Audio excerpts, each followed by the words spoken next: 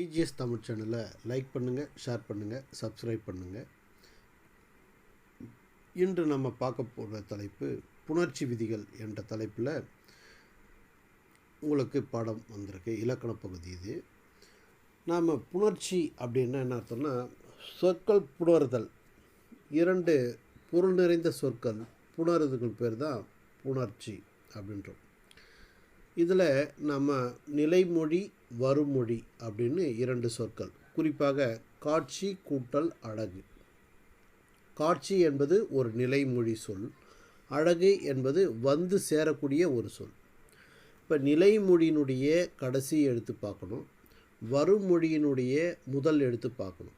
இதுதான் நம்ம இந்த புணர்ச்சியில் இப்படி சேரும்போது சில சொற்களில் சில மாற்றங்கள் நிகழ்ந்து ஒரு புதிய சொற்களானது உருவாகுது, ஒரு புதிய சொல்லானது உருவாகுது.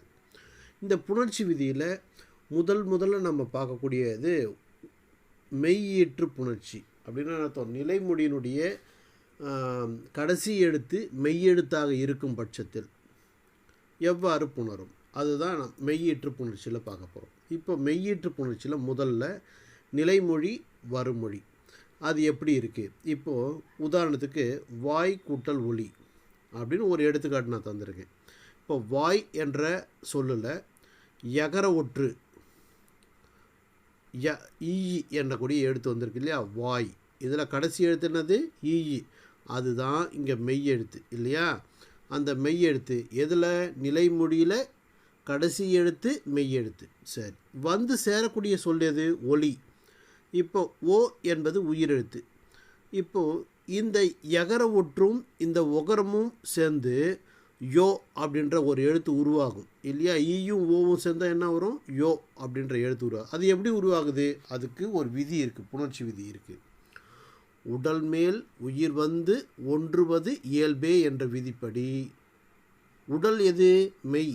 மெய் அந்த நாளில் பாடல் கூட சொல்லுவாங்க, மெய்யை தீண்டுதல் அப்படின்னா அர்த்தம் உடலை தீண்டுதல். மெய்ன்றது என்னது, இங்கே ஒற்று எழுத்து. ஒற்று எழுத்து என்பது என்னது, இந்த புள்ளி வைத்த எழுத்துக்கள் இல்லையா, அந்த மெய் எழுத்துக்களை தான் ஒற்று அப்படின்றது உடல் அப்படின்ற வார்த்தை குறிக்கிறது. இந்த உடல் மேல் உயிர் வந்து ஒன்றுவது, உயிர் எழுத்து வந்து ஒன்றுது. இப்போது யகர ஒற்றின் மீது ஓ எனக்கூடிய உயிர் எழுத்து வந்து ஒன்றும் போது யோவாக மாறுது. இப்படித்தான் நமக்கு காங்காச்சாவில் இருக்கக்கூடிய அனைத்து எழுத்துக்களும் நமக்கு கிடைச்சது இல்லையா. இவ்வாறு இந்த உடல் மேல் உயிர் வந்து ஒன்றுவது இயல்பே என்ற விதிப்படி தான் நமக்கு இந்த வாயொலி என்ற ஒரு சொல்லானது கிடைக்குது. சரியா, இதை அடிப்படையாக வைத்து நாம் என்ன பண்ணோம், பொருள் கூட்டல் எல்லாம். இந்த சொல்லில் பொருள், இதில் வந்து இல் என்பது நிலைமொழியினுடைய ஈற்று எழுத்து. சரியா, வருமொழியில் ஏ எனக்கூடிய எழுத்து வந்திருக்கு. இப்போ அது வந்து சேரக்கூடிய ஒரு மொழி, அதில் ஏ என்பது உயிரெழுத்து இல்லையா. இப்போது நிலைமொழியினுடைய மெய்யெழுத்தும் வந்து சேரக்கூடிய ஏ எனக்கூடிய உயிரெழுத்தும் ஒன்று புணரும்போது இல்லும் ஏவும் சேர்ந்தால் லே அப்படின்ற ஒரு எழுத்து கிடைக்குது, சேர்ப்பு. அதில் பாருங்கள். அப்புறம் சொல் எப்படி உருவாகும், இல்லும் ஏவும் சேர்ந்தால் லேன்னு சொன்னோம் இல்லையா. அப்போ பொருள் எல்லாம் என்ற சொல்லானது கிடைக்குது. அதுக்கு போல் புகழ் கூட்டல் எண்ணின், இதில் நிலைமொழியில் இழ் என்ற எழுத்து வந்திருக்கு. இந்த இழும் வருமொழியில் எண்ணின் அதில் இருக்கக்கூடிய ஏவும் சேர்ந்து ழேவாக சேர்ப்பு ஆகுது. அப்போது இங்கே புகழெனின் என்ற ஒரு சொல்லானது கிடைக்குது. சுபர் கூட்டல் எலாம் இல்லையா, இந்த இரும் ஏவும் சேர்ந்து ரேவா மாறி சுவரெல்லாம். கடல் கூட்டல் என, இப்போ இல்லும் ஏவும் சேர்ந்து லேவா மாறுது, கடலென. யாம் கூட்டல் எலாம், இப்போ இம்மும் ஏவும் சேர்ந்து மேவா மாறுது, யாமெலாம். புரியுதா. இப்போது மெய்யீற்று புணர்ச்சியில் உடல் மேல் உயிர் வந்து ஒன்றுவது இயல்பே என்ற விதியை நம்ம முழுசாக பார்த்துட்டோம். அதுக்கப்புறம் இன்னொன்று, இதில் இருக்கக்கூடிய பயிற்சி பகுதியெல்லாம் நான் உங்களுக்கு அனுப்பி வைக்கிறேன். மனிதர் கூட்டல் எல்லாம், மனிதர் எல்லாம். இரும் ஏவும் சேர்ந்தால் ரே. உரம் கூட்டல் எலாம், இம்மும் ஏவும் சேர்ந்தால் மே, உரமெல்லாம். காற்றில் கூட்டல் ஏரி, இல்லும் ஏவும் சேர்ந்து லே என்ற எழுத்து, காற்றில் ஏரி. இடன் கூட்டல் அற, இன்னும் ஆவும் சேர்ந்து நாவா மாதிரி இடன் அற. நிழலில் கூட்டல் இருந்து, இந்த இல்லும் ஈயும் சேர்ந்து லீயா மாறு, நிழலில் இருந்து அப்படின்னு வரும். இது போல் இந்த பயிற்சிகளை நான் உங்களுக்கு அனுப்பி வைக்கிறேன். இப்போ இந்த வார்த்தையில் ஒரு எழுத்து பார்ப்போம். எண் கூட்டல் அம்மை. எண்ணம்மை என்ற ஒரு சொல். அந்த சொல்லை பிரித்து என்ன வரும்? எண் கூட்டல் அம்மை. இப்போ ஏ என்பது தான் தனி குறில் எழுத்து. ஏ என்பது குறில் எழுத்து தானே. அ, இ, உ, ஏ, ஓ என்ற 5 எழுத்தும் குறில் எழுத்துக்கள். ஆ, இ, உ, ஏ, ஐ, ஓ, ஔ இதெல்லாம் வந்து நெடில் எழுத்துக்கள். இப்போது தனிக்குறில் எது? ஏ என்பது தனிக்குறில். சரியா? இன் என்பது மெய் எழுத்து. நிலைமொழியினுடைய இறுதி எழுத்து என்னது? இன்னு. சரி. ஆ என்பது வந்து சேரக்கூடிய எழுத்து. ஆ என்பது என்னது? உயிரெழுத்து. இப்போது தனிக்குறில் முன் ஒற்று. தனிக்குறில் என்பது என்ன சொன்னேன் நான் இங்கே? ஏ அப்படின்னு சொன்னேன். அதுக்கு முன்னாடி என்ன ஒற்று இருக்குது? இன் எண்ணக்கூடிய ஒரு ஒற்று இருக்குது. தனிக்குறில் முன் ஒற்று வந்து சேரக்கூடிய இடத்துல உயிர் வரின். ஆ என்பது உயிரெழுத்து இல்லையா? வந்து சேரக்கூடிய வார்த்தையில் முதல் எழுத்து உயிரெழுத்தாக இருந்ததுன்னா அந்த இன் எண்ணக்கூடிய நிலைமொழியில் இருக்கக்கூடிய அந்த இன்னானது ரட்டிக்கும். சரியா? அதுதான் இங்கே தனிக்குறில் முன் ஒற்று. ஏக்கு முன்னாடி இருக்கக்கூடிய ஒற்று எது? இன். உயிர் வரதுனால வந்து சேரக்கூடிய இடத்துல ஆ என்ற உயிரெழுத்து வந்ததுனால ரட்டிக்குது. எந்த உயிரெழுத்து வந்தாலும் சரி, ஆ முதல் அவ்வு வரை இருக்கக்கூடிய எந்த 12 உயிரெழுத்துக்களில் எது வந்ததுனாலும் நாம் என்ன பண்ணணும்? அதுக்கு தனிக்குறில் முன்னாடி இருக்கக்கூடிய எந்த ஒற்று எழுத்தையும் நாம் ரட்டித்தணும். சரியா? அப்படி பார்க்கும்போது எண் அப்புறம் ஒரு இன்னு கூட்டல் அ ரட்டிக்கும்போது 2 இன்னு வரும் இல்லையா? ஏற்கனவே ஒரு இன்னு இருக்குது, இன்னொரு இன்னு நம்ம போட்டு அப்புறம் இன்னும் ஆவும் சேர்ந்து நாவாக மாறுது. அதுதான் இங்கே எண்ணம்மை என்ற ஒரு சொல் கிடைக்குது. எப்படி கிடைக்குது இது? இப்போ இன்னும் ஆவும் உடல் மேல் உயிர் வந்து ஒன்றுவது இயல்பே என்ற விதிப்படி இன்னும் ஆவும் சேர்ந்து நாவாக மாறி எண்ணம்மை என்ற சொல் கிடைக்குது. அதே போல் இங்கே பாருங்கள், பொன்னரங்கு. பொன் கூட்டல் அரங்கு. இதை பிரித்து என்ன வரும்? பொன் கூட்டல் அரங்கு. இது எப்படி நமக்கு நாவா இங்கே தனியாக இன்னொரு நா வந்திருக்கு? அதுக்கு தான் இந்த விதி வந்து செயல்பட்டுருக்கு. போ என்பது தனிக்குறில், இன் என்பது ஒற்று. தனிக்குறில் முன் ஒற்று வந்து சேரக்கூடியதில் ஆ என்பது வந்திருக்கு, உயிரெழுத்து வந்திருக்கு. அப்போ உயிர் வந்ததுனால தனிக்குறில் முன் ஒற்று உயிர் வந்ததுனால உயிர் வரின் ரட்டும் என்ற விதிப்படி இன்னொரு இன்னானது வருது. அப்போ பொன் அப்புறம் ஒரு இன்னு கூட்டல் அரங்கு. அப்போ ரட்டித்து வந்தது இல்லையா? அந்த இன்னும் இந்த ஆவும் புணர்ந்து நா அப்படின்னு ஒரு எழுத்து உருவாகுது. அதுதான் உடல் மேல் உயிர் வந்து ஒன்றுவது இயல்பே என்ற விதிப்படி இன்னும் ஆவும் சேர்ந்து நாவாக மாறி பொன்னரங்கு. கண் உரைக்கும். கண் கூட்டல் உரைக்கும். இப்போ எப்படி இன்னொரு நூ வந்தது இதில்? அப்போது தனிக்குறில் முன் ஒற்று வந்து சேரக்கூடியதில் ஒரு உயிரெழுத்து வந்திருக்கு. அதனால் இன்னொரு இன்னானது உருவாகியிருக்கு. அந்த இன்னும் இந்த ஊவும் உடல் மேல் உயிர் வந்து ஒன்றுவது இயல்பே என்ற விதிப்படி நூவாக மாறி கண் உரைக்கும். இது போல் இது பயிற்சி சில சொற்கள் இருக்குது. சரியா? இதெல்லாம் நீங்கள் பார்க்கலாம். அதுக்கப்புறம்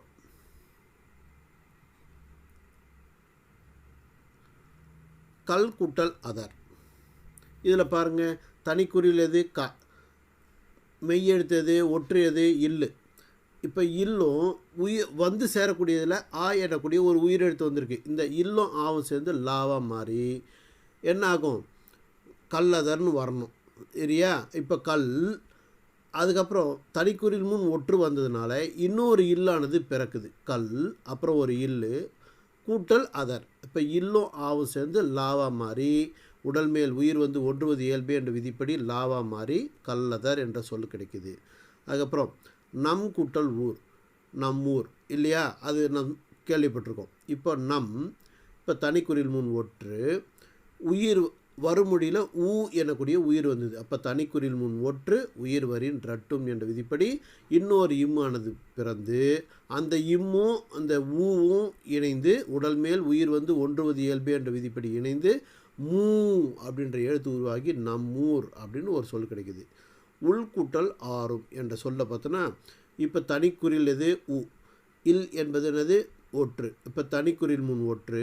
ஆ என்பது உயிரெழுத்து. அப்போ உயிர் வரின் ரட்டிக்குது. அப்போ உள் என்பதில் இல் என்பது ரட்டித்து உள், அப்புறம் இன்னொரு இல்லு, அப்புறம் அதாக கூட ஆ இணைந்து உடல் மேல் உயிர் வந்து ஒன்றுவது இயல்பு என்ற விதிப்படி லாவா மாறி உள்ளாரும். அதுபோல் தான் எம் கூட்டல் அருமை. இப்போது எம் தனிக்குறில் ஏ, இம் என்பது ஒற்று. இப்போ வந்து சேரக்கூடியதில் ஆ என்றக்கூடிய உயிரெழுத்து, இதனால் இம்மானது ரட்டிக்குது. எம் அப்புறம் இன்னொரு இம்மு கூட்டல் அருமை. இப்போ இம்மும் ஆவும் சேர்ந்து உடல் மேல் உயிர் வந்து ஒன்றுவது இயல்பு என்ற விதிப்படி மாவா மாறி எம் அருமை. உள் கூட்டல் ஒன்று. இப்போ இன்னொரு இல்லானது பிறக்குது, அந்த ஓவும் இல்லும் புணருது, லோ லோ அப்படின்ற எழுத்து உருவாகுது, உள்ளொன்று. பொய் கூட்டல் உரை. ஈயும் ஊவும் சேர்ந்து ஈயானது ரட்டிக்குது, அந்த ஈயும் ஊவும் சேர்ந்து யூவாக மாறுது, பொய்யுரை அப்படின்னு வரும். சரியா? பொய் ரட்டித்தது, ஈ வந்து ரட்டித்து ஊ ஈயும் இணைந்து யூ அப்படின்னு மாறி பொய்யுரைன்ற வார்த்தை வருது. அதே போல் எம் கூட்டல் உடை, மண் கூட்டல் அகம், முன் கூட்டல் உடை, சொல் கூட்டல் இடத்து, கண் கூட்டல் இடை, இதெல்லாம் நீங்கள் பாருங்கள். அதுக்கப்புறம் உயிரீற்று புணர்ச்சி. உயிரீற்று புணர்ச்சியில் எகர ஒற்றும் வகர ஒற்றும் குறித்து நம்ம படிப்போம். அதுக்கு ஒரு விதி இருக்குது. இ இ ஐ வழி எவ்வும், அதாவது இ இ ஐ அப்படின்ற 3 ஓசை கொண்ட எழுத்துக்கள். இ வரிசை என்னது? கி நீ சி நீ சி டி நீ தி நீ பி மீ இ ரி லி, அதெல்லாம்.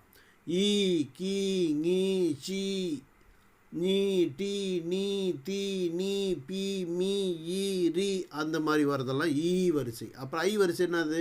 கை ngை சை ñை சை நை டை நை தை நை பை மை அப்படின்றது ஐ வரிசை. இந்த மாதிரி வரிசை எழுத்துக்கள். அதில் நிலைமொழியில் கடைசி எழுத்தாக இந்த இ ஓசையோ அல்லது ஈ ஓசையோ அல்லது ஐ ஓசையோ கொண்ட எழுத்துக்கள் வந்ததுன்னா நிலைமொழிக்கு அடுத்ததாக என்ன பண்ணணும்? ஒரு எகர ஒற்றானது போடணும், ஈ என்ற எழுத்தை போடணும். சரி சரி நிலைமொழியில் எகர ஒற்று போடுற மாதிரி இல்லை. அதாவது இ இ ஐ என்ற 3 எழுத்தை தவிர பிற எழுத்துக்கள் வருது. 12 உயிரெழுத்துக்கள் இல்லையா? 3 தான் நான் இங்கே சொல்லியிருக்கேன். இ இ ஐ சொல்லிட்டேன். இந்த 3ஐ தவிர மீதி 9 எழுத்துக்கள் இருக்கு இல்லையா உயிரெழுத்துக்களில், அந்த 9 எழுத்துக்கள் வந்தால் வகர ஒற்று போட்டுடணும். வகர ஒற்று போட்டுடணும். சரி, நிலைமொழியினுடைய இறுதி எழுத்தாக ஏ ஓசை கொண்ட எழுத்துக்கள் வந்துடுச்சுன்னா, ஏகார ஓசை கொண்ட எழுத்துக்கள் வந்துடுச்சுன்னா எகர ஒற்றும் போடலாம், வகர ஒற்றும் போடலாம், ரெண்டுமே போடலாம். சரியா? ஏகார ஓசை வந்துடுச்சுன்னா. இப்போ அதை தான் இங்கே சொல்கிறேன். இ இ ஐ வழி எவ்வும், ஏனை உயிர் வழி வவ்வும், ஏமுன் இவ்விருமையும் உயிர்வரின் உடம்படு மெய்யென்றாகும் என்ற ஒரு விதி. அதாவது இ இ ஐ இதெல்லாம் வந்ததுன்னா எகர ஒற்று போடணும். எவ்வும் அப்படின்னு அர்த்தம், எகர ஒற்று போடணும். ஏனை என்ன பிற எழுத்துக்கள் வந்ததுன்னா, இ இ ஐயை தவிர பிற எழுத்துக்கள் வந்ததுன்னா வவ்வும் என்ற எழுத்து போடணும். வவ்வும்னு அர்த்தம் வகர ஒற்று போடணும். இவ் என்ற கூடிய எழுத்து போடணும். சரி, இது ரெண்டுமே இல்லை. ஏ முன், ஏ நிலைமொழியினுடைய இறுதி எழுத்து ஏகார ஓசை கொண்ட எழுத்துக்கள்லாம் வந்ததுன்னா அப்போ என்ன பண்ணணும்? எகர ஒற்றும் போடலாம். உயிர்வரின் உடம்படு மெய்யென்றாகும். இவ்விருமையும் அப்படின்னா அர்த்தம் எகர ஒற்றும் போடலாம், வகர ஒற்றும் போடலாம். முதல்ல நம்ம எகர ஒற்று போடுறதுக்கு கற்றுக்கணும், அதுக்கப்புறம் வகர ஒற்று போடுறதுக்கு கற்றுக்கணும். அப்போது ஏ முன் இவ்விருமைன்னா ஏகார ஓசை கொண்ட எழுத்துக்கள் வரும்போது ரெண்டுமே போடலாம் அப்படின்றது தான் நமக்கு இந்த விதி சொல்லுது. சரி, இந்த விதியை நான் பின்னாடி காமிக்கிறேன் நான். சரியா?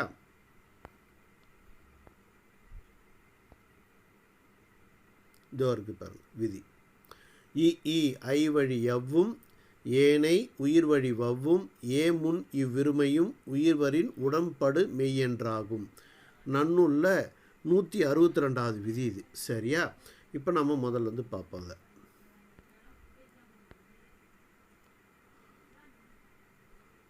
காட்சி கூட்டல் அழகு.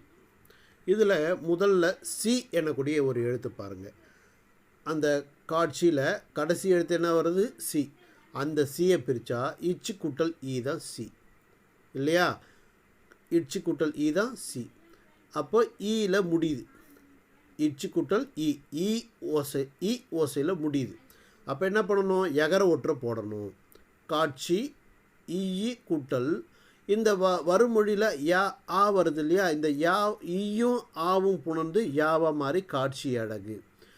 தீ குட்டல் எரி, இந்த எழுத்தை பாரு, தீயை பிரித்தா இத்து குட்டல் ஈன்னு முடிஞ்சிருக்கு. அப்போ ஓசையில் வந்ததுனால என்ன பண்ணணும், எகர ஒற்று போடணும். எகர ஒற்று போட்டாச்சு. இந்த ஏவும் இந்த ஈயும் சேர்ந்து ஏவா மாதிரி தீ எரி அப்படின்னு மாறுது. பனை கூட்டல் ஓலை, நையை பிரித்தா இன் கூட்டல் ஐ, இது இங்கேயும் இ ஐ என்ற விதி செயல்பட்டுருக்கு. அப்போ என்ன பண்ணுறோம், நம்ம எகர ஒற்று போடணும்.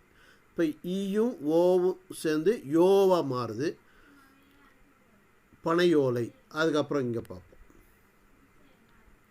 சரி, இப்போது இ ஐ கிடையாது, மீதி எழுத்துக்கள் சொன்னோம் இல்லையா, அந்த எழுத்துக்கள் ஏதோ ஒன்று வருது. இப்போ பல கூட்டல் உயிர்.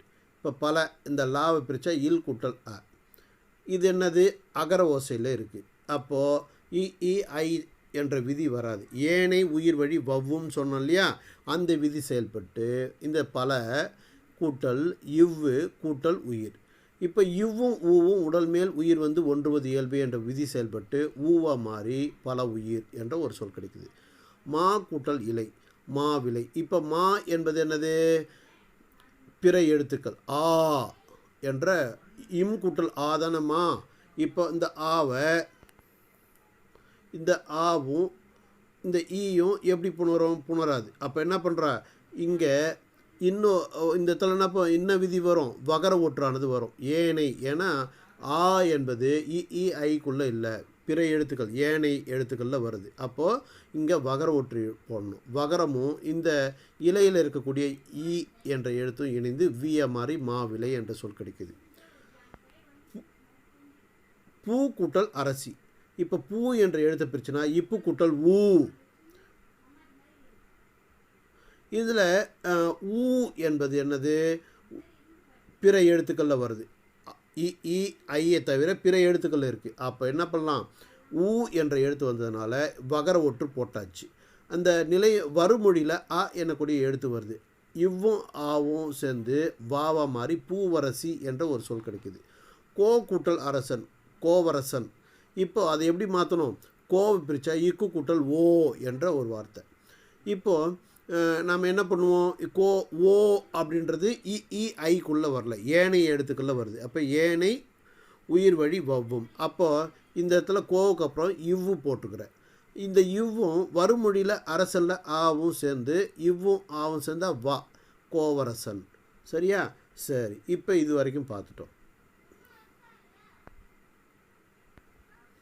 இப்போ ஏ முன் உயிர் வரின் எகரமும் வகரமும் ரெண்டுமே போடலான்னு நான் சொன்னேன் இல்லையா, அதை தான் நாம் இப்போ பார்க்குறோம். இப்போ இவனே கூட்டல் அவன். இப்போது நே என்ற எழுத்தை பிரித்தா இன் கூட்டல் ஏ, அதுதான் நே. அப்போது ஏ என்பது வந்ததுன்னா எகர ஒற்றும் போடலாம் வகர ஒற்றும் போடலாம் அப்படின்னு நான் சொன்னேன். இப்போ இவனே கூட்டல் அவன். இப்போ நம்ம என்ன பண்ணலாம், இவனேக்கு அப்புறம் எகர ஒற்று போட்டு பார்ப்போம். எகர ஒற்று போட்டால் இவனே கூட்டல் ஈயு கூட்டல் இந்த வருந்து சேரக்கூடியதில் ஆ என்னக்கூடிய எழுத்து ஈயும் ஆவும் சேர்ந்தால் யா. அப்போ இவனே எவன். இப்போ சே கூட்டல் இழை. இந்த இடத்துல நான் வந்து என்ன பண்ணுறேன், எகர ஒற்று போடுறேன் இல்லையா, ஏ என்ற ஓசையில் வந்திருக்கு. இப்போது ஈயும் ஆவும் சேர்ந்து ஏவா மாதிரி சேயடி. சரி, நான் வகர ஒற்று போட்டேன், என்ன மாறும், சேவடி. சேயடினாலும் ஒரே பொருள் தான், சேவடினாலும் ஒரே பொருள் தான். இவனே எவன், இந்த இடத்துல இவ்வு போட முடியாது, அதனால தான் எகர ஒற்று மட்டும் போட்டுக்கிறாங்க. சரியா? ஆனால் இதில் சே இழை சேயடி இதில் எகர ஒற்று போடலாம் வகர ஒற்றும் போடலாம். சேயடினாலும் ஒரு பொருள் தான், சேவடினாலும் ஒரே பொருள் தான். சரி, இதுதான் இந்த விதி. இ ஐ வழி எவ்வும் ஏனை உயிர் வழி வவ்வும் ஏமுன் இவ்விருமையும் உயிர்வரின் உடம்படு மெய்யென்றாகும் என்ற விதி. சரியா? இப்போ உடம்படு மெய் புணர்ச்சியில் நாம் எடுத்துக்காட்டுகளை பார்ப்போம். இங்கே பாருங்கள், புவி கூட்டல் ஆட்சி. புவி கூட்டல் ஆட்சி இது எப்படி வரும், நமக்கு புணரும் புவி ஆட்சின்னு வருது. இதுக்கு சேர்த்து சொல்லிவிடுங்க, அது எப்படி வருது அதை பார்த்தோன்னா, இப்போ வி என்னக்கூடிய புவியில் இருக்கக்கூடிய வியை பிரித்தா இவ் கூட்டல் இ. இது வந்து என்னது, இ என்பது இ ஐ வழி எவ்வும்குள்ளே வந்துடுச்சு. அப்போ என்ன பண்ணலாம், நீ கண்ணை மூடிட்டு எகர ஒட்டுறானது போட்டுருவேன். புவி கூட்டல் ஈ கூட்டல் ஆட்சி. இப்போ ஈயும் ஆவும் புணர்ந்து எப்படி புணரும், உடல் மேல் உயிர் வந்து ஒன்றுவது இயல்பே என்ற விதிப்படி ஈயும் ஆவும் புணர்ந்து யா என்ற ஒரு எழுத்து கிடைக்குது. புவியாட்சி என்ற ஒரு புது சொல் கிடைக்குது. திரு கூட்டல் அடி. இதில் எப்படி பாரு, ரூவை பிரித்தா இரு கூட்டல் ஊ, அதான் ரூ. இதில் இ ஐ வழியில் வரல, வேற ஒரு விதி வருது. ஏனை உயிர் வழி வவ்வும் என்ற விதிப்படி வகர ஒற்றானது போட்டுடு. திரு கூட்டல் இவ்வு கூட்டல் அடி. இப்போ இவ்வும் ஆவும் சேர்ந்து வாவா மாதிரி திருவடி என்ற ஒரு சொல் கிடைக்குது. அந்த இவ்வும் ஆவை எப்படி புணருது, உடல் மேல் உயிர் வந்து ஒன்றுவது இயல்பு என்ற விதிப்படி புணருது. சரியா? அதுக்கப்புறம் சே கூட்டல் இடை. இப்போ சே இதில் ஏகார ஓசை இருக்குது. இச்சு கூட்டல் ஏ, அதான் சே. இப்போ ஏகார ஓசை வரும்போது ஏனை உயிர் வழி வவ்வும் இல்லை ஏ முன் இவ்விருமையும் அப்படின்ற விதி பிரகாரம் எகர ஒற்று போடுறேன் நான். முதல்ல போட்டால் ஈயும் இணைந்து உடல் மேல் உயிர் வந்து ஒன்றுவது இயல்பு என்ற விதிப்படி ஈ அப்படின்ற எழுத்து கிடைக்குது. சே இடை. சரி, நான் இவ்வு போடுறேன் அப்படின்னா நான் சே வடி அப்படின்னு மாறும். அவ்வளோதான் வித்தியாசம். சரியா? இப்போ நம்ம உடம்படு மெய்ப்புணர்ச்சி பார்த்துட்டோம். அதுக்கப்புறம் உடம்படு மெய்ப்புணர்ச்சி எதுக்காக பண்ணுறோம் அப்படின்னா, இப்போ நிலைமொழியில் இறுதி எழுத்தினுடைய ஓசை உயிரெழுத்தாகவே இருந்தது. வருமொழியில் முதல் எழுத்தினுடைய ஓசை உயிரெழுத்தாகவே இருக்குது. அப்படின்னா ரெண்டு உயிரும் ஒன்றா புணராது. அப்போ புணர்ப்பதற்காக ஒரு மெய்யெழுத்து நாம் போட வேண்டிய சூழல் வருது. அதனால தான் அந்த ஒரு நிலைமொழியில் உயிரெழுத்தில் ஓசையில் முடிஞ்சிருக்கு. வந்து சேரக்கூடியதில் உயிரெழுத்து ஓசையில் இருக்குது. அப்போ நம்ம ஒரு மெய்யெழுத்து போடும்போதே ரெண்டு உயிரையும் இணைப்பதற்கு இந்த மெய்யை பயன்படுத்துறதுனால்தான் அது உடன்படுத்தக்கூடிய மெய்ப்புணர்ச்சி. அதனால தான் உடன்படு மெய்ப்புணர்ச்சி அப்படின்னு சொல்கிறோம். சரியா? அதுக்கப்புறம் இயல்பீறு விதியிரு புணர்ச்சி. இது நீங்கள் சிறு வகுப்பிலே நீங்கள் பார்த்துருப்பீங்க. இருந்தபோதும் நம்ம இப்போ பார்க்கலாம். சரியா? இது வந்து என்னது, கசத்தப்ப. அதாவது வருமொழியில் இக்கு இச்சு இத்து இப்பு என்ற வரிசையில் வரக்கூடிய வரிசையில் வரக்கூடிய எழுத்துக்கள், வரிசையில் வரக்கூடிய எழுத்துக்கள், இச்சு வரிசையில் வரக்கூடிய எழுத்துக்கள், இப்பு என்ற வரிசையில் வரக்கூடிய எழுத்துக்கள், இந்த 4 வரிசை, அதாவது வல்லின எழுத்துக்கள் கசட தப்புறப்பா. அதில் ரா தவிர இக்கு இச்சு இத்து இப்பு, இக்கு இச்சு இத்து இப்பு, கசட அந்த டாவும் ராவும் தவிர்த்து இந்த 4 எழுத்து இக்கு இச்சு இத்து இப்பு, இந்த 4 எழுத்து மிகுந்து வரும். வரும்னா ரட்டித்து வரும்னு சொன்னேன் இல்லையா? அது போல் இங்கே வந்து இதுக்கு முன்னாடி ஒரு எழுத்து, அதே இணை எழுத்து, அதே எழுத்து எந்த மெய் எழுத்து வருதோ அதே மெய் எழுத்தே ரட்டித்து வரும். சரியா? அதை தான் இங்கே பார்க்க போகிறோம். இப்போ திரு கூட்டல் குரல். இப்போ திருவில் பார்த்தோன்னா ரு என்பது உயிரெழுத்து. சரியா? குரலில் பார்த்தா கு என்பது வல்லினம். இதில் இக்கு என்ற வரிசையில் வரக்கூடிய எழுத்து தான் இந்த கு. இக்கு க ங க கி கி க கா கி கி கு கு அந்த வரிசையில் வருது இல்லையா? அதுவும் கா வரிசை எழுத்து தான். அப்போது வல்லினம் வந்ததுனால இந்த கூவை பிரித்தா இக்கு கூட்டல் ஊதான கூ, அந்த இக்கானது மிகுந்து திரு கூட்டல் இக்கு கூட்டல் குரல். இப்போ இக்கும் கூவும் எப்படி புணரும், திருக்குறள் அப்படின்னு புணருது. திரை கூட்டல் படம். இதில் ப என்பதை இப்போ பார்த்தோன்னா என்ன வருது, இப்பு கூட்டல் அதான் பா இல்லையா? அந்த இப்பானது மிகுந்து திரைப்படம் அப்படின்ற ஒரு சொல் கிடைக்குது. இதுக்கு என்ன விதி செயல்படுது, இயல்பினும் விதியினும் நின்ற உயிர் முன். இப்போ இதில் ரூவை பார்த்தோன்னா திருக்கூட்டல் குரலில் ரூவை பார்த்தோன்னா உயிரெழுத்து ஓசையில் நிற்கிது. அந்த இயல்பினும் விதியினும் நின்ற உயிர் முன் க ச த ப மிகும், இக்கி இச்சி இத்திப்பு மிகும் அப்படின்றதுனால அதுதான் மிகுந்து வர்றதுனால இங்கே என்ன வருது, இக்கு வந்து பிறக்குது. 2வது வார்த்தையில் இப்பானது பிறக்குது. சரியா? திரைப்படம். அதுபோல் திருமலை சேவகன். இப்போ பாரு, திருமலை சேவகன் அப்படின்னு சேர்த்தா வரும். அந்த இச்சு எப்படி வருது, இப்போ மலையில் லையை பிரித்தா ஐ என்ற ஓசை இருக்குது. அதனால தான் நாம் என்ன பண்ணுறோம், இந்த இடத்துல இச்சு மிகுத்தாக தான் அந்த வார்த்தை சேரும். அப்போ என்ன பண்ணுறேன், சேவகனுக்கு இந்த சே என்ற வார்த்தையை பிரித்தா இச்சு கூட்டல் ஏ, அதான் சே. அந்த இச்சு வந்து மிகுந்து திருமலை சேவகன் அப்படின்னு வருது. அது என்ன விதி? இயல்பினும் விதியினும் நின்ற உயிர் முன் கசதப மிகும் என்ற விதி. புலி கூட்டல் தோல். இப்போ லீயை பிரித்தா இல் கூட்டல் இ உயிரெழுத்து, தோ பிரித்தா இத்து கூட்டல் ஓ, அந்த இத்தானது மிகுந்து புலித்தோல் அப்படின்னு வருது. சரியா? இது எப்படி விருதி விதி என்னது? இயல்பினும் விதியினும் நின்ற உயிர் முன் கசதப மிகும். சரியா? அதே போல் இக்கு மிகக்கூடிய வார்த்தைகள் மழை கூட்டல் காலம் மழைக்காலம், பறவை கூட்டல் குரல்கள் பறவை குரல்கள், குருவி கூட்டல் கூடுகள் குருவி கூடுகள், பள்ளி கூட்டல் கூடம் பள்ளிக்கூடம், மணி கூட்டல் குளம் மணிக்குளம், கொலை கூட்டல் களம் கொலைக்களம். அதே போல் இச்சு மிகுந்த இது போல் இந்த வார்த்தைகளை பயிற்சி செய்து கொள்ளுங்கள். இச்சு மிகக்கூடிய வார்த்தைகள் பொது கூட்டல் சிறப்பு பொது சிறப்பு, கிளை கூட்டல் அமர்ந்து கிளை அமர்ந்து, கிளை கூட்டல் சுமந்து கிளை சுமந்து, சுட கூட்டல் சுடரும் சுடச்சுடரும், வழி கூட்டல் செலவு வழிச்செலவு, இலங்கை கூட்டல் செல்வம் இலங்கை செல்வம். அதுபோல் இத்து மிகக்கூடிய வார்த்தைகள் வாலி கூட்டல் தரங்கம் வாவி தரங்கம், வாவி கூட்டல் தரங்கம் வாவி தரங்கம், குழந்தை கூட்டல் தனம் குழந்தைத்தனம், திணை கூட்டல் துணை திணைத்துணை, ஏ கூட்டல் திணை எத்திணை, வினை கூட்டல் திட்டம் வினை திட்டம். இது போல் இப்பு மிகக்கூடிய வார்த்தைகள் பொது கூட்டல் பாயிரம் பொது பாயிரம், சிறப்பு கூட்டல் பாயிரம் சிறப்பு பாயிரம், கவினி கூட்டல் பூவணி கவினி பூவணி, திரு கூட்டல் புகழ் திருப்புகழ், இழுக்கு கூட்டல் பட்டு இழுக்குப்பட்டு, சர்க்கரை கூட்டல் பண்டம் சர்க்கரை பண்டம். இது போன்றதெல்லாம் இதெல்லாம் பயிற்சி செய்து கொள்ளலாம். சரியா? அதுக்கப்புறம் குற்றியலுகர புணர்ச்சி. குற்றியலுகரம் என்ற புணர்ச்சியில் நம்ம பார்க்கக்கூடியது குற்றியலுகர எழுத்துக்கள் என்னென்னது அப்படின்னா குசுடு துப்புரு அப்படின்ற 6 எழுத்துக்கள். இதை தவிர்த்து சில எழுத்துக்கள் இருக்குது. அதை வந்து நம்ம முற்றியலுகரத்தில் பார்ப்போம்.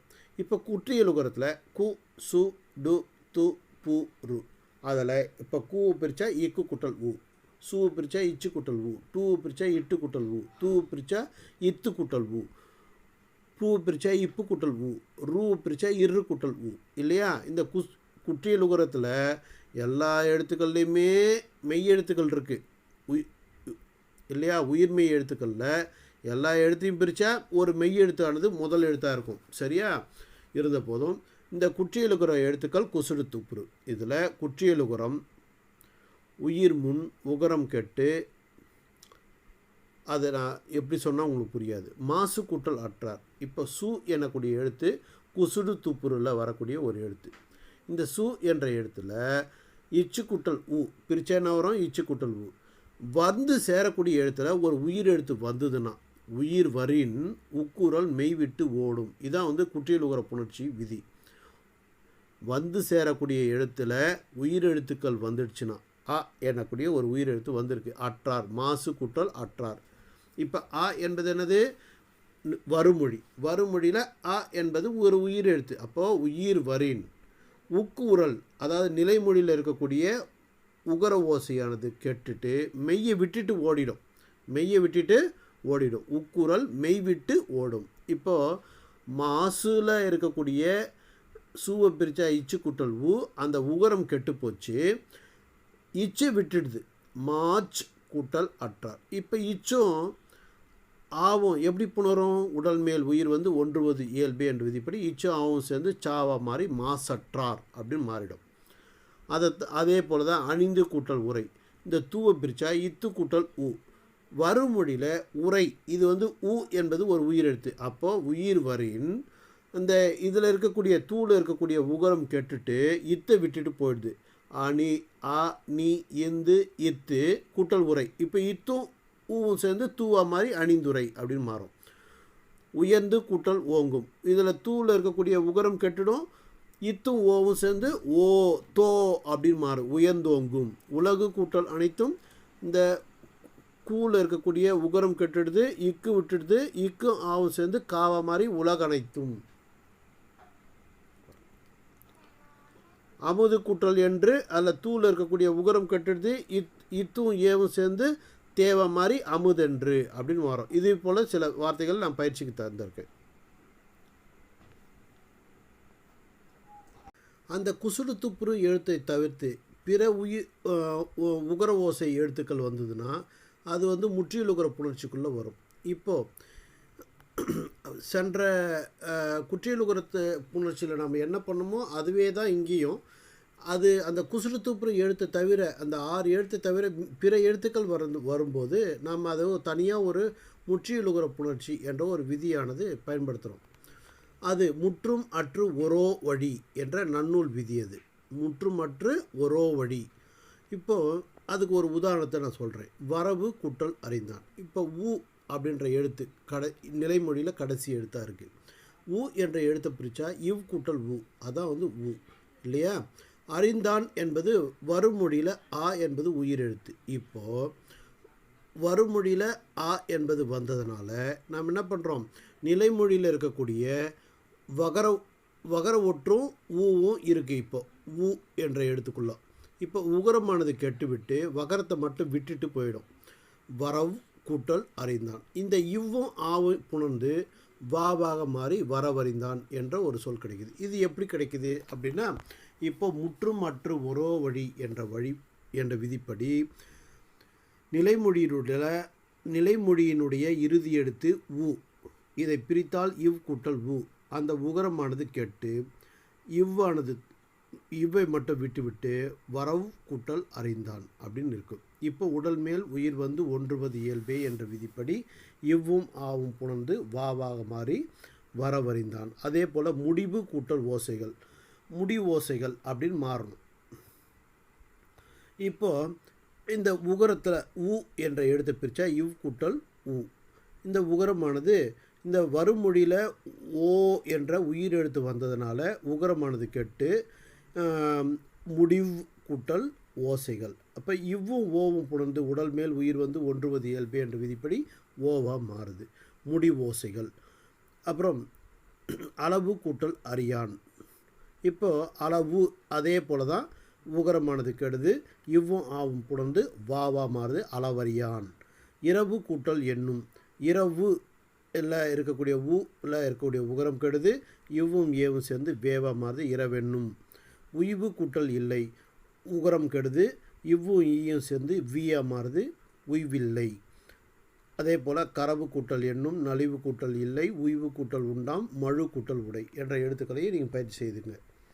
அதுக்கப்புறம் குற்றியல் உகரங்களில் ட ர ஒற்று ரட்டும் என்ற ஒரு விதி. இது எப்படி வருது அப்படின்னா, இப்போது குற்றியல் உகரங்களில் இப்போ நிலைமொழியினுடைய இறுதி எழுத்து பார்க்கணும். இறுதி எழுத்து குற்றியலுகர எழுத்தாக இருந்ததுன்னா அப்போ என்ன ஆகும், அதுக்கு ஒரு விதி இருக்குது. நெடிலோடு உயிர் தொடர் குற்றியலுகரங்கள். முதல் எழுத்து வந்து நெடில் எழுத்தாக இருந்ததுன்னா அதுக்கப்புறம் வரக்கூடிய குற்றியலுகர எழுத்து ட, அதான் இட்டு என்ற இட்டு வரிசை டா வரிசை எழுத்துக்கள் வந்ததுன்னா, அல்லது இரு வரிசை ரா வரிசை எழுத்துக்கள் வந்ததுன்னா அது வந்து ரட்டும். வேற்றுமை மிகவே அப்படின்ற ஒரு விதி. இப்போ வீடு கூட்டல் தோட்டம், இதில் வி என்பது நெடில் எழுத்து வந்ததுன்னா மட்டும் இதை பயன்படுத்தணும், இந்த விதியை பயன்படுத்தணும். இப்போ முதல் எழுத்து நெடில் எழுத்தாக இருக்குது. சரி, அப்புறம் உயிர் தொடர் குற்றியல் உகரங்கள். உயிர் தொடர் குற்றியல் உகர எழுத்துனது கு சு டு து பு ரு என்ற 6 எழுத்து இருக்குது. இந்த 6 எழுத்து எதனா வந்ததுன்னா அந்த எழுத்தில் இருக்கக்கூடிய அந்த எழுத்தை பிரித்தா இட்டு கூட்டல் ஊதன டு. அப்போ அந்த எழுத்தில் அந்த இட்டானது ரட்டித்து வீட்டு கூட்டல் தோட்டம் அப்படின்னு மாறும். சரி, வீட்டு கூட்டல் தோட்டம். இப்போ டூவும் தோவும் இணையாது. அப்போ என்ன பண்ணுறோம், இப்போது அங்கே ஏன் அது இணையாது, இங்கே வந்து உயிர் எழுத்து இருக்குது. சரியா, உயிரெழுத்து வந்ததுனாலே நாம் என்ன பண்ணோம், இயல்பினும் விதியினும் நின்ற உயிர் முன் கசத்தப்ப மிகும் என்ற விதியானது இங்கே செயல்படும். அப்போது இங்கே தோ பிரித்தா இத்து கூட்டல் ஓ தான் தோ இல்லையா, அந்த இத்தானது மிகுந்து வீட்டு தோட்டம் அப்படின்னு மாறும். சரியா, அதே போல் வீடு கூட்டல் சுவரில். இந்த வீடு இந்த டூவை பிரித்தா என்ன வரும், டூ என் எழுத்தை பிரித்தா இட்டு கூட்டல் ஊ தான் டூ. சரி, இப்போ இயல்பினும் விதியினும் நின்ற உயிர் முன் க ச த ப மிகும் அப்படின்றான். இப்போ சா வரிசையில் சு எனக்கூடிய எழுத்து வந்திருக்கு. சுவரில் இந்த சூவை பிரித்தா இச்சு கூட்டல் ஊ தான் சூ. இந்த ஈச்சானது மிகுந்து வீட்டு சுவரில் அப்படின்னு மாறும். இந்த டூவை எடுத்து பிரித்தா நமக்கு இட்டு கூட்டல் ஊ கிடைக்குது இல்லையா, இங்கே வீட்டு கூட்டல் சுவரில் அப்படின்னு மாறுது. சரியா, வீட்டு அந்த டூவில் இருக்கக்கூடிய இட்டானது ரட்டித்து அந்த ட ர ஒற்று ரட்டுன்னு சொன்னோம் இல்லையா, அது போல் இங்கே விட்டு அப்படின்னு இட்டு வந்து டூக்கு முன்னாடி இருக்கக்கூடிய இடத்துல இட்டு ஆனது வந்து விட்டு, அப்புறம் இச்சு மிகுந்து வீட்டு சுவரில். நெடிலோடு உயிர் தொடர் குற்றியல் உகரங்களுள் ட ர ஒற்று ரட்டும் என்ற விதிப்படி இட்டு ரட்டித்து வீட்டு அப்படின்னு மாறும். இயல்பினும் விதியினும் நின்ற உயிர் முன் கசத்தப்ப மிகும் என்ற விதிப்படி இச்சானது தோன்றி வீட்டு சுவரில். சரியா, வீட்டு தோட்டம் அப்படின்னு மாறுது. சரி, குற்றியல் உகரங்களுள் ஒற்று ரட்டும் அப்படின்ற விதியில் நெடிலோடு உயிர் தொடர் குற்றியல் உகரங்களுள் டரா ஒற்று ரட்டும், அதை நம்ம வீட்டு தோட்டம் அப்படின்றத நம்ம பார்த்தோம். சரியா, அதே போல் வயிறு கூட்டல் பசி, இதில் ரூ குசுடு துப்புரு எழுத்தில் ஒன்று வந்திருக்கு. வ இ வ என்பது குறியில் எழுத்து. நாம் இங்கே நெடிலோடு உயிர் தொடர் குற்றியல் உகரங்கள் தான் டரா ஒற்று ரட்டும் சொன்னேன் இல்லையா. இப்போது இது வந்து வ என்பது குறியில் எழுத்து, இ என்பதும் குறியில் எழுத்து. சரியா, இப்பையும் என்ன ஆகுது, வயிற்று பசி அப்படின்னு மாறணும். அதுக்கு என்ன பண்ணணும், நெடிலோடு உயிர் தொடர் குற்றியல் உகரங்களுள் டரா ஒற்று ரட்டும் என்ற விதிப்படி உயிர் தொடர் குற்றியல் முன்னாடி இப்பானது இந்த பாவ பிரிச்சா என்ன வரும், இப்பு கூட்டல் ஆதானப்பா. இந்த இடத்துலையும் இன்னொரு இப்பானது முன்னாடி மிகுது. அப்போ வயிறு கூட்டல் இப்பு பசி, இப்போ வயிறு இப்பு பசி அப்படின்னு இருக்குது. சரியா, இயல்பினும் விதியும் நின்ற உயிர் முன் கசத்தப்ப மிகும் என்ற விதிப்படி தான் இந்த இப்பானது தோன்றுறது. இந்த ரூவுக்கு முன்னாடி என்ன வரும், ரட்டும் என்ற விதிப்படி டரா ஒற்று ரட்டும் என்ற விதிப்படி இரு தோன்றி வயிற்று பசி. நெடில் தொடர் குற்றியல் உகரங்கள் உயிர் தொடர் குற்றியல் உகரங்கள் ரெண்டுத்துலேயும் என்ன பண்ணுது, டரா ஒற்று ரட்டும் என்ற விதி. நெடிலோடு உயிர் தொடர் குற்றியல் உகரங்கள் உயிர் தொடர் குற்றியல் உகரங்கள் ரெண்டுத்துலேயுமே இந்த மாதிரி டரா ஒற்று ரட்டும். சரியா, மெல்லினும் முதல் எழுத்து மெல்லின மெய் இருந்தால், முதல் எழுத்து இடையின மெய் இருந்தாலும் என்ன வரணும், இந்த டரா ஒற்று ஆனது ரட்டும் அப்படின்ற விதியானது செயல்படுது. சரியா, குற்றியலுகரம் எழுத்து நெடில் எழுத்தாக இருந்தாலும் சரி, உயிர் தொடர் குற்றியலுகரமாக இருந்தாலும் சரி. சரியா, உயிர் தொடர் குற்றியலுகரங்கள் எழுது குசுடு துப்புரு தவிர பிற உகரை எழுத்து ஓசை கொண்ட எழுத்துக்கள் வந்தாலும் இது போல் தான் மாறும். சரியா, ஆறு கூட்டல் மணல். இப்போ ஆ என்பது நெடில், இப்போ நெடில் தொடர் குற்றியலுகரம். இப்போது ரூவுக்கு முன்னாடி இன்னொரு இரானது ரட்டித்தது ஆற்று அப்படின்னு மாறும். இந்த இயல்பினும் விதியினும் நின்ற உயிர் முன், ஏன் இந்த விதி செயல்படுது, ரூ என்ற எழுத்து பிரித்தா இரு கூட்டல் ஊ. அதனால தான் இது என்ன ஆகுது, அந்த இம்மானது ரட்டித்து, அதாவது இம்மானது மிகுந்து ஆற்று மணல், இதில் மிகலை அதே ஆற்று மணல் தான், இரு மட்டும்தான் மிகுது. சரியா, டரா ஒற்று மட்டும்தான் ரட்டிக்குது, ஆற்று மணல். பகடு கூட்டல் வாழ்க்கை, இது வந்து பகட்டு வாழ்க்கை அப்படின்னு மாறணும். அப்போ என்ன வரணும், குசுடு துப்புரு நெடிலோடு உயிர் தொடர் குற்றியல் உகரங்களும் டரா ஒட்டு ரட்டும் என்ற விதிப்படி இந்த டூ ஆனது ரட்டித்து,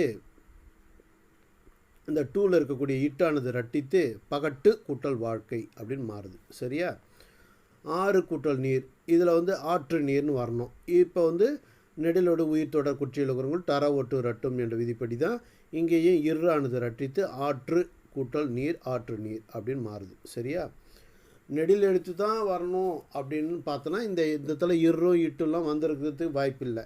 நெடிலோடு அப்படின்னும் போது குறியில் வந்தாலும் அப்படின்ற பொருள் அது. சரியா, நெடிலோடு அப்படின்னு என்ன அர்த்தம், குறியில் வந்தாலும் அப்படி தான் பண்ணணும், நெடில் எழுத்து வந்தாலும் அந்த ரட்டித்து தான் பண்ணணும். புரியுதா, குசுடு துப்புரி எழுத்துக்களை. சரி, இப்போ அதுக்கு அடுத்ததாக பூப்பெயர் புணர்ச்சி. பூப்பெயர்களுக்கு வரும்போது என்ன வரணும்? அதுக்கு ஒரு விதி இருக்குது. பூப்பெயர் முன் இன மென்மையும் தோன்றும்னா வல்லின எழுத்தும் தோன்றும், மெல்லின எழுத்தும் தோன்றும். அதை தான் இங்கே சொல்கிறாங்க. வல்லினம் எது? கசட தப்பற. மெல்லினம் எது? கஞ்சன நம்மன.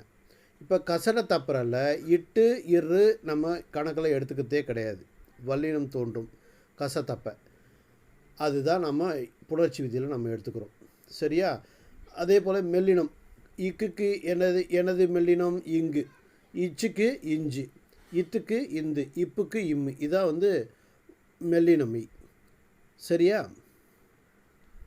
இக்குக்கு அடுத்த எழுத்து என்னது? இங்கு, அதுதான் மெல்லினம். அதுக்கு இணை எழுத்து. இச்சுக்கு இஞ்சு தான் அடுத்த எழுத்து, அதனால் அதுதான் மெல்லினம். இத்துக்கு இந்து தான் மெல்லினம், இப்புக்கு இம்மு தான் மெல்லினம். சரியா?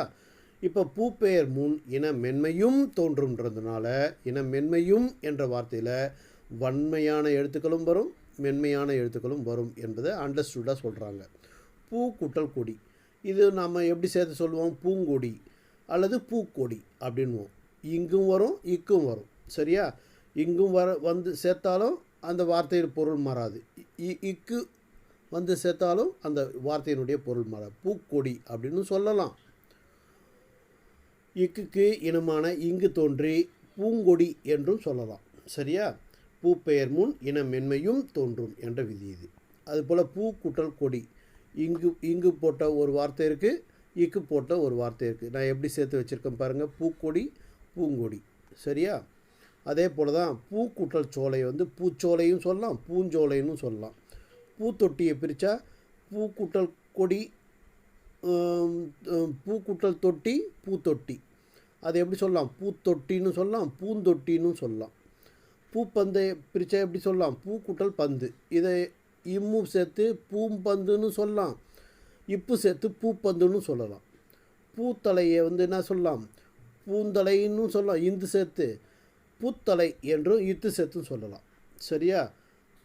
பூம்பராகம் என்ற வார்த்தையை பிரித்தா பூ கூட்டல் ராகம். இப்போது பூ கூட்டல் ராகம், இப்போது பூப்பராகம் அப்படின்னு சொல்லலாம், பூம்பராகம் என்றும் சொல்லலாம். இம்மும் பாவுமே தோன்றும். சரியா? அதுக்கப்புறம் பூ கூட்டல் பாவாய், இது வந்து பூம்பாவாய், இம்மு தோன்றுது. பூக்கூட்டல் கொடி உனக்கு சொல்லிட்டேன். பூக்கூட்டல் கோதை பூங்கோதைன்னு சொல்லலாம், பூக்கோதைன்னு சொல்லலாம். பூக்கூட்டல் சாரலை பூஞ்சாரல்னு சொல்லலாம், பூச்சாரல்னு சொல்லலாம். சரியா? அதுக்கப்புறம் மகர ஈற்று புணர்ச்சி, இதுதான் நமக்கு கொஞ்சம் நாம் கவனித்து பார்க்க வேண்டிய ஒரு தலைப்பு. மகர ஈற்று புணர்ச்சி அப்படின்னா மவ்வீறு ஒற்றழிந்து உயிரீறு ஒப்பவும் என்ற ஒரு விதியானது செயல்படும். இப்போ படம் கூட்டல் வேலை, பாடம் கூட்டல் வேலை. பாடம் கூட்டல் வேலையில் இம்மானது கடைசி எழுத்தாக இருக்குது. அந்த இம்மானது கெட்டுட்டு பாட வேலை, பாட வேலை அப்படின்னு மாறுது. அதுபோல் இன்னொரு வார்த்தை நிலம் கூட்டல் கிழிக்க, இதில் நிலங்கிழிக்க அப்படின்னு வரணும். மவ்வீறு ஒற்றழிந்து உயிரீறு ஒப்பவும் வன்மைக்கு இனமாய் திரிபவும் ஆகும். இதான் வந்து மகர ஈற்று புணர்ச்சி முழு விதி. மவ்வீறு ஒற்று அழியும். ஒற்று அழிந்தது தான் நம்ம முதல்ல பார்த்தோம். எது பார்த்தோம்? பாடம் கூட்டல் வேலை, பாட வேலைன்னு பார்த்தோம். சரியா? இங்கே மகர ஈறு ஒற்று அழிந்து உயிரீறு ஒப்பவும், அந்த உயிரெழுத்து ஓசை அப்படியே நிற்கவும் வன்மைக்கு இனமாய் திரிபவும் ஆகும். வந்து சேரக்கூடிய மொழியில் வல்லின எழுத்து வந்தால் அதுக்கு இனமான எழுத்து தோன்றி திரியும் அப்படின்றாங்க. அதுதான் இங்கே சொல்கிறாங்க நிலம் கூட்டல் கிழிக்க. இப்போ இம் என்பது மவ்வீறு ஒற்று அழியுது, நில கூட்டல் கிழிக்க அப்படின்னு மாறுது. இப்போ லாவை பிரித்தா இல் கூட்டல் அ, அப்போ அங்கே உயிர் எழுத்து ஒப்பவும் அப்படின்னா உயிர் எழுத்து நிற்கிது. இப்போது என்ன ஆகும்? வன்மைக்கு இனமாய் வந்து சேரக்கூடியதில் க ச த ப என்ற எழுத்து வந்ததுன்னா அதுக்கு இணை எழுத்து என்னது? இங்கு இச்சு இஞ்சி இத்து இப்பு என்ற எழுத்து தோன்றி இம்மு தோன்றி என்ன ஆகுது? இப்போது நிலம் கூட்டல் கிழிக்கலை இம்மு கெட்டுச்சு, ஆ உயிர் நிற்கிது. இங்கே ஆனது தோன்றுது. ஏன்? இக்குக்கு இணை எழுத்து இங்கு, அதனால்தான் இங்கே இங்கு தோன்றி நிலங்கிழிக்க அப்படின்ற ஒரு வார்த்தை வருது. மவ்வீறு ஒற்றழிந்து உயிரீறு ஒப்பவும் வன்மைக்கு இனமாய் திரிபவும் ஆகும் என்ற ஒரு விதி. இதுதான் மகர ஈற்று புணர்ச்சி விதி. சரியா?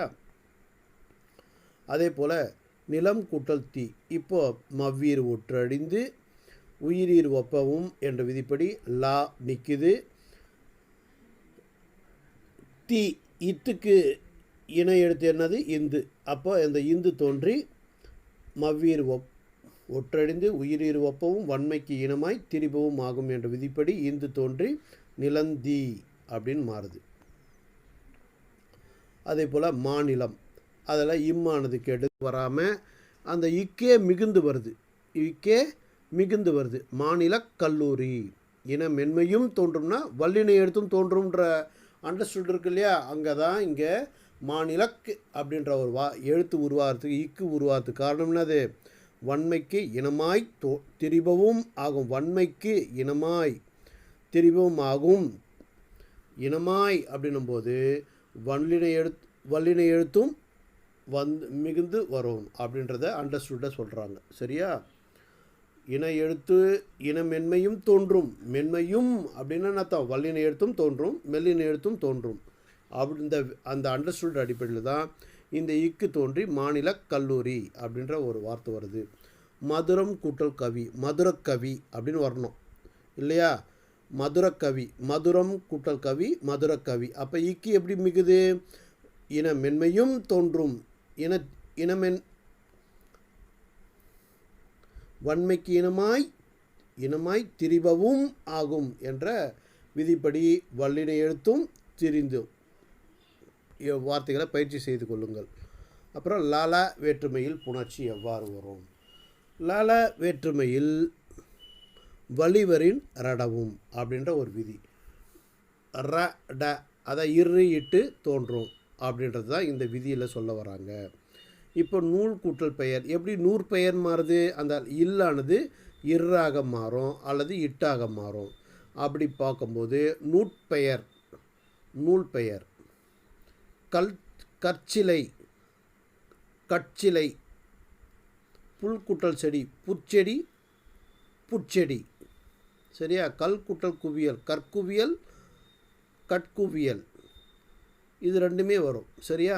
இதில் நாம் என்ன பொருத்தமாக இருக்குமோ அதை நம்ம போடணும். ரடவும் என்ற விதிப்பு. லா வேற்றுமையில் வலிவரின் வல்லினை எழுத்து வருமொழியில் வந்தால் நிலைமொழியில் இருக்கக்கூடிய இல் ஆனது இர்ராக மாறும் அல்லது இட்டாக மாறும். இதுதான் இந்த வேற்றுமை புணர்ச்சியில் லாலா வேற்றுமையில் புணர்ச்சி. ல வேற்றுமையில் புணர்ச்சி. சரியா?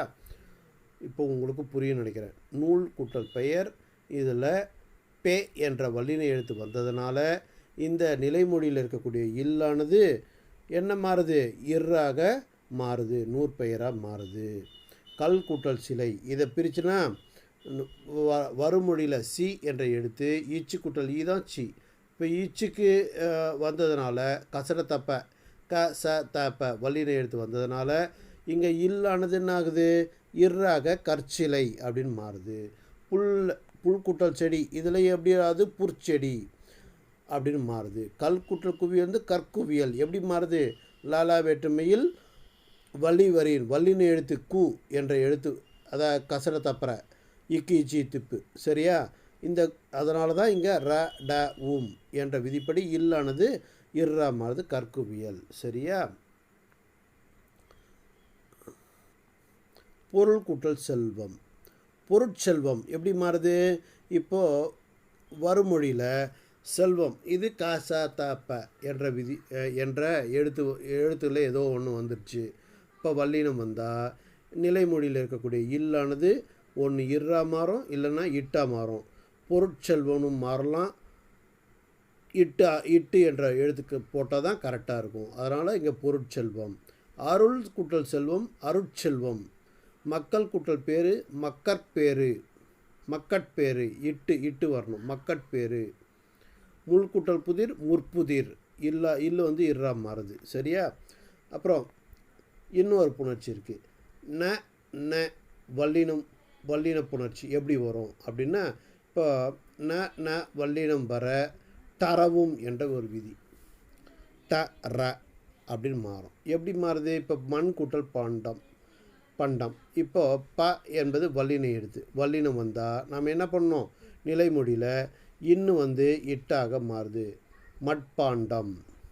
ஏன்னா ந ந வல்லினம் வரின் தரவும் என்ற ஒரு விதியானது செயல்படுது. லார வந்து எப்படி மாறும்? தரவும், வல்லினம் வர தரவும் என்ற விதிப்படி இங்கே வந்து என்ன ஆகுது? இன்னானது இட்டாக மாறி திரிந்து மட்பாண்டம் என்று வருது. சரியா? அதே போல் பொன் கூட்டல் சிலம்பு பொற்சிலம்பு எப்படி வருது? அந்த இன்னானது இர்ராக மாறி பொற்சிலம்பு. ஏன் அது மாதிரி மாறுது? வறுமொழியில் வல்லின எழுத்து சி என்ற எழுத்து வந்திருக்கு. இது க ச த ப அப்படி மாதிரி வல்லின எழுத்து வந்ததுன்னா நிலைமொழியில் இருக்கக்கூடிய கடைசி எழுத்து இன்னும் வந்து இட்டாக மாறுது அல்லது இர்ராக மாறுது, டராவும். சரியா? என்ற விதிப்படி. அதனால தான் இங்கே பொற்சிலம்பு. பொன் கூட்டல் காசு பொற்காசு, பொன் கூட்டல் குடம் பொற்குடம் அப்படின்னு மாறுதெல்லாம் இப்படி தான். அப்புறம் தகர நகர திரிபு புணர்ச்சி. தகரம் நகரமாக திரிதல். இப்போ பொன் கூட்டல் தீது பொன் கூட்டல் தீது பொன்றீது அப்படின்னு மாறுது. அது எப்படி மாறுது? நலமுன் ரடவும் என்ற விதிப்படி ரடவும் ஆகும். ரடவும் ஆகும்னா அர்த்தம் ரணவும் ஆகும். நலமுன் ரணமும் ஆகும் என்ற விதிப்படி என்ன ஆகுது? இந்த இன்னு இர்ராக மாறி என்ன ஆகுது? இத்து வந்து இர்ராக மாறுது. பொன் அது அப்படியே தான் இருக்குது. தீதில் தீ என்ற எழுத்து தீ வந்து எப்படி மாறுது? ரீயா மாறி பொன்றீது அப்படின்னு மாறுது. சரியா? பொன்னகர் எப்படி மாறுது? இப்போ இன்னும் வந்து நலமுன் ரணவும் ஆகும் என்ற விதிப்படி தனக்கல் என்ற விதிப்படி என்ன ஆகுது? த வந்து நாவாக மாறுது. பொன் கூட்டல் நகர் பொன்னகர். இந்த ந வந்து இரண்டு சுழி இன்னாக மாறுது. சரியா? இன்னாகி பொன்னகர் அப்படின்னு மாறுது. இந்த ந அதை பிரித்தா இன் கூட்டல் அ, அந்த இந்து வந்து இன்னாக மாறுது, பொன்னகர் அப்படின்னு மாறுது. நலமுன் ரணவும் ஆகும் என்ற ர ந என்ற ரெண்டு வகையாகவும் மாறும். ராவாக மாறும், நாவாகவும் மாறும். ல ல முன் ர ந ஆகும். ரணவும் ஆகும்னா அர்த்தம் இரு என்ற எழுத்தும் வரும், இன்னு என்ற எழுத்தும் வரும். அதை இருக்கு தான் பொன் கூட்டல் தீது பார்த்தோன்னா பொன்றீது அப்படின்னு பார்த்தோம். பொன் கூட்டல் நகர் பொன்னகர். அந்த இன்னு வந்து இந்து வந்து இன்னாக மாறுது. சரி.